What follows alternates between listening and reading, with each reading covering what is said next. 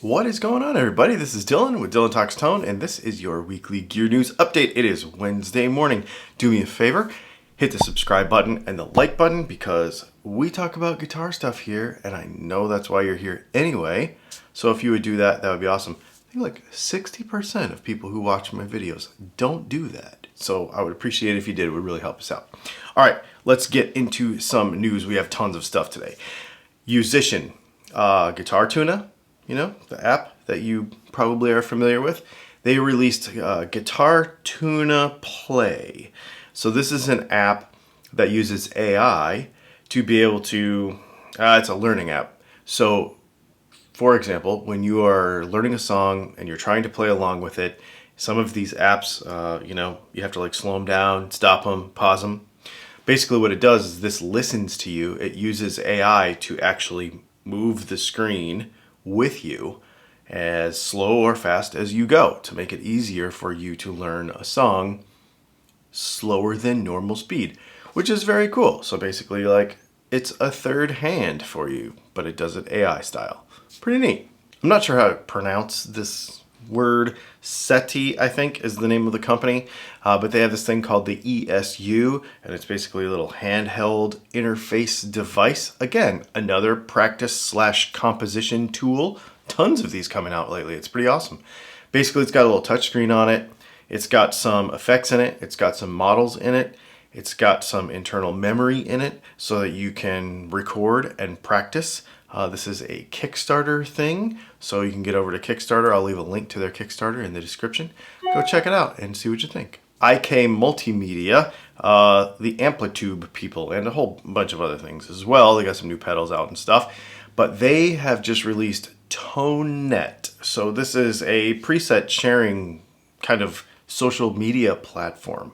So for those of you that are not familiar, a lot of these modeling type things and various things where you can actually have a profile that's saved digitally, a lot of times you can share it with other users. So I could make one with my Amplitude 5. I could upload it to this platform and you would be able to see it and you would be able to use it.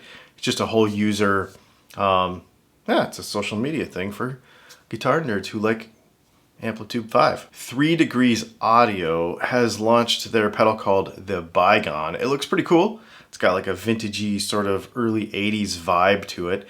Probably older than that because the idea of this pedal is to use like delays and modulation and some glitch stuff to sort of give you like a lo-fi kind of thing. So almost like listening to it on a record, maybe some little scratchy lo-fi stuff, maybe a little bit of tempo drag, stuff like that. That's what this thing is able to do. It's an interesting idea for a pedal, but I could see where you could have some fun with this. Speaking of like wacky pedals that do interesting things, Bliss, always down for some cool stuff, have just come out with this thing called The Habit. And the idea basically is, I think the top line is a delay, but what's different about this is I think it's got a 3-minute buffer in it. So it's almost like a sampler. So you can create sounds, create sequences, create little riffs, whatever you want, but then you can go back, manipulate those, play them back, save them, play over them. So not necessarily like a looper, but more like a sampler, I think. In the press release, it says it does weird things that the company doesn't even know what it could do. So it's an interesting thing to be able to sample your own sounds. This is something I really dig because then you could use the guitar for things other than guitar. Make noises, sample them, use them in tracks. Very cool. Walrus Audio has just released their Canvas series of stereo and mono DI box and line isolators. So the idea with this is people playing with modelers, people playing with amp in a box, people using all these various things that are other than just your guitar into your amp or playing to somewhere really far away. You might want to change the high Z or the high impedance signal of your guitar signal chain to low impedance signal to go into a board or whatever. That's what these things are for. There's a stereo version and a mono version, and basically it has a transformer in it. It changes the impedance. It also cuts down the dB depending on the model and depending on how you use this thing, to be able to play well with other low impedance inputs, two other low impedance inputs. So if this is your thing, something you need, super valuable tool. I saw this last week after our news was released and I was like, dang it, I missed it. But we're going to talk about it now. Acorn Amplifiers. I think they're actually out of Atlanta. So when you think about like Josh Homme's signal, his sound, it's always kind of lo-fi and old school, right? So think like a PV solid state amp, the little Decade practice amp. They're kind of terrible, but they do have a thing. I actually grew up on a PV solid state amp. My very first amp was a PV Studio Pro 40. I know this sound very, very well. This is that sound, that old school practice amp PV sound in a box. This is appealing to me somehow. Another thing that's appealing to me is Keeley's new pedal. What is he calling this thing? Altered History. So this is basically just a evolution of the D&M drive. I actually have a D&M drive right down here. It's like my favorite overdrive pedal. If you recall, it's made in collaboration with Dan and Mick from That Pedal Show on YouTube.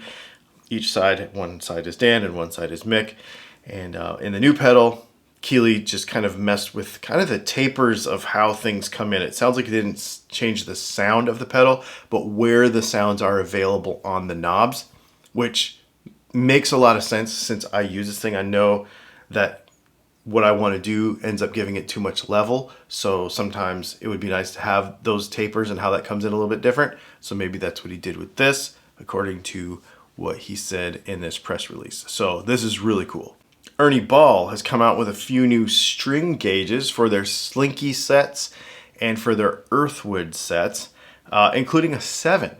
So apparently, Ernie Ball has never had a set of 7 gauge strings, which might sound crazy to you, but it actually is a thing you should try. It makes you play different, and it's a very interesting change to make to the guitar, that going to a 7s. Also, there is a set of 12s, I believe, with a wound G, and then the acoustic sets, they did some other messing around too. So just some combinations of the same good old Slinkies, but just different string gauge combos.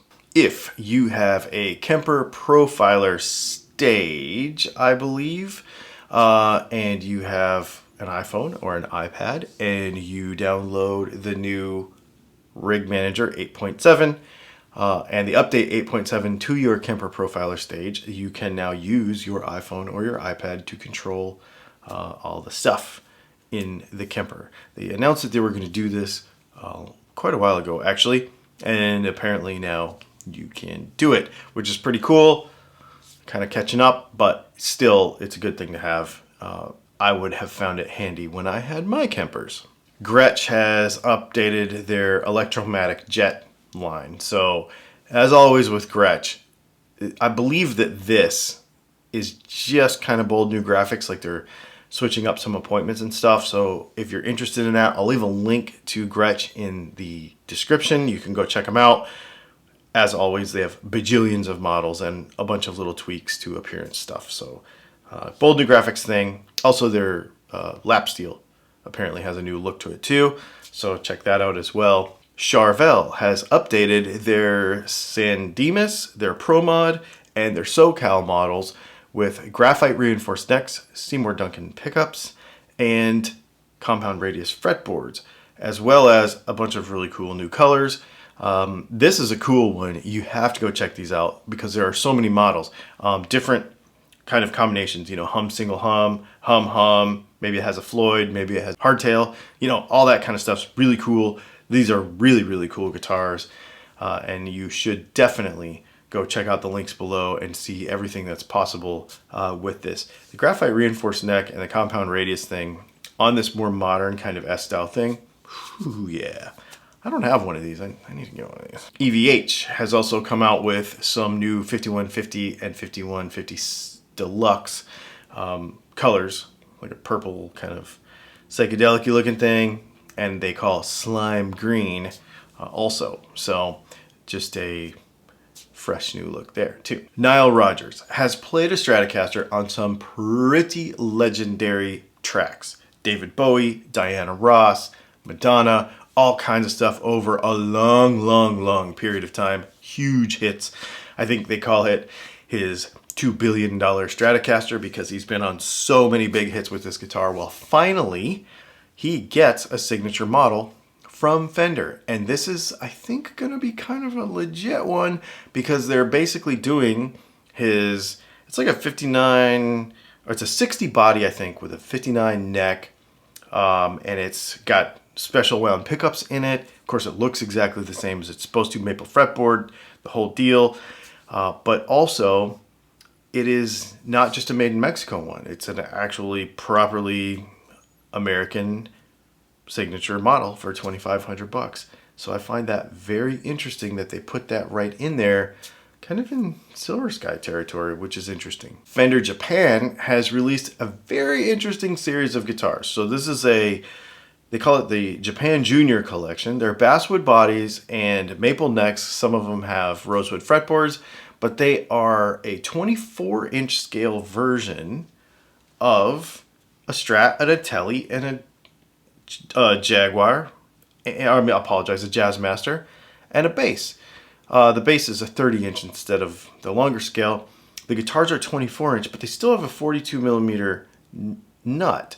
So it's still kind of a regular sized person, like a normal adult guitar, but it's not long scale, like 25 and a half. It's an interesting combination, but there you go. Little miniature, but still playable. Kind of an odd thing to do, but it is Fender Japan. Odd things is what they do. Speaking of crazy, Gibson has gone crazy again with the Leo Scala Super 58 Flying V collection, based on the Carina 58V, the original one, but sort of saying, what if the 58V was successful and they came out with bunches of them and then they did a single pickup version? Kind of interesting. So basically these are a true to vintage spec, but then a what if kind of added to it. If you don't know who Leo Scala is, you need to go watch the Gibson video about this and then do some research about him, where he came from, his history as a builder. Extremely cool story. And these guitars are truly unbelievable. There are only 10 of them. There's only 10, period. Then you can only order them directly from Gibson by calling the Gibson garage. I bet by the time you see this video, they will already be sold, no matter how much they cost, because they are that cool. You need to watch the Gibson video about this and see all of the up-close little details. String through and top loader on a couple of them, a Bigsby B7, which, oh my goodness, yes please, and a single hand wound humbucker in each of them. He wound all of the pickups, different bobbin colors and various things, just like back in the day, and randomly put them in all the guitars. Very interesting way of approaching it, kind of the way they did it back then. And the Relic work on this stuff is unbelievably cool. And some of the selections of appointments, knobs, and hardware and stuff like that. I saw this at first and I'm like, oh my gosh, just another one of these. And then you start to look at the story and you're like, no, this is a very, very cool guitar. Like I said, there are going to be people in the comments who be like, I don't know why they do this. But the reason is because they sell every one of them when they make them. And they're very cool. Anyway, there you go. Make sure you check out the rest of our YouTube channel. We've got stuff coming out. We got a bunch of stuff coming out. I shot a bunch of stuff at Casino Guitars this last week with Carlos Lopez from Castedosa Guitars. I guess I should mention too, his line is now available. You can go to castedosaguitars.com. I'll leave a link to that in the description. Little bonus story here. He also has them available at Casino Guitars. Baritones. He is an ex-custom shopper with Fender. Left, did his own thing. His wife winds his pickups. They are amazing. Amazing guitars. Absolutely beautiful. They play fantastically. What an incredible guitar. Anyway, make sure you go to casinoguitars.com. We'll put a link in the description to that as well. And you can check out Castedosa guitars by Fender Custom Shop Extraordinaire, used to be Carlos Lopez. Check out our live stream on Thursday night. And make sure you check out all the other stuff we got going. New podcast. This week's podcast was Big KO from Run DMC. So that was a pretty cool episode for me, I have to say. Anyway, thanks for hanging out, and we'll see you in the next one.